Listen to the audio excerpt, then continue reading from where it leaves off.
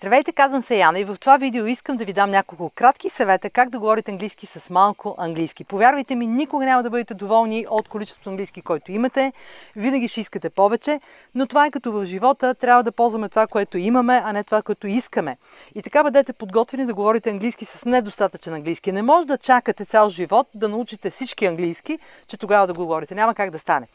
На времето познавах една ирландка, която живееше в България, с мъжа си, той работеше тук и като я питаха, говориш ли български, примерно, тя казваше, да, аз Мириам, аз от Ирландия, това мой мъж. И това беше. Само, че българина, ако го питат, говориш ли английски, do you speak English, много често казва, ако говори приличен английски, се оправя добре, казва, no, I don't. Или пък, примерно, ако говори много приличен английски, много добър английски, доста добър английски, казва a little, just a little. Ние сме така доста срамежливи, ние сме притеснителни, ние сме много шай, нас не е страх от грешки, искаме да бъдем перфектни. Така, много е важно за нас какво мислят другите, какво ще си помислят другите и това ни кара много често да не говорим английски, макар че имаме достатъчно английски, за да пробваме и да си свършим работа.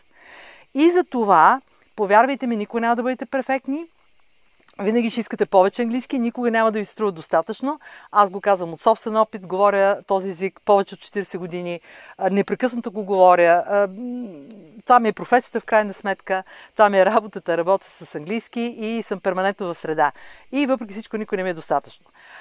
Така, и сега няколко прости и кратки съвета как всъщност да се оправите с малкото английски, който имате, особено на ниските нива. Това е особено полезно за хора на ниски нива. Първо, не гледайте напред, какво ви чака, гледайте назад.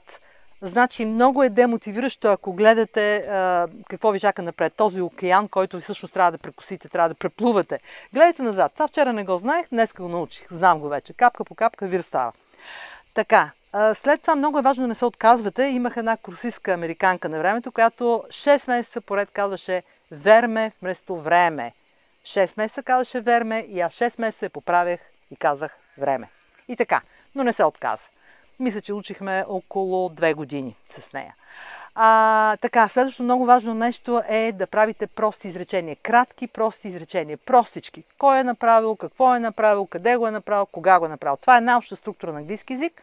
Okay? Най-разпространената синтактична структура на английски език. Просто изречение. Кой е направил, какво е направил, къде го е направил, кога го е направил. Точка, усмихвате се и продължавате нататък. Следващото много важно нещо е да не търсите точната дума.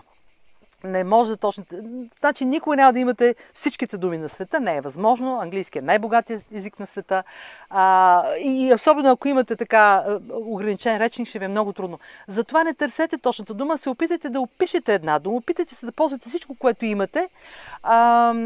На времето, за съжаление, един наш приятел, той почина, грък, Янис, прекрасен човек, който говореше английски последния начин. And the trees, дърветата да мек, up. Нали? Айди какво си, the rain, down. И контекстът помага, разбираш какво ти казва.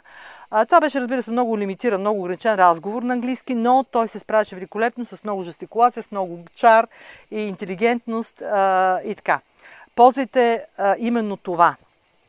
Така, другото много важно нещо е да не ползвате български изказ. Няма как да стане да се изказваме на български и затова трябва да бъдете много така подготвени, че няма да ви бъде комфортно и няма да ви бъде както е на български език. Благодаря ви за вниманието, надявам се, че това ще ви бъде полезно и ви пожелавам прекрасен ден.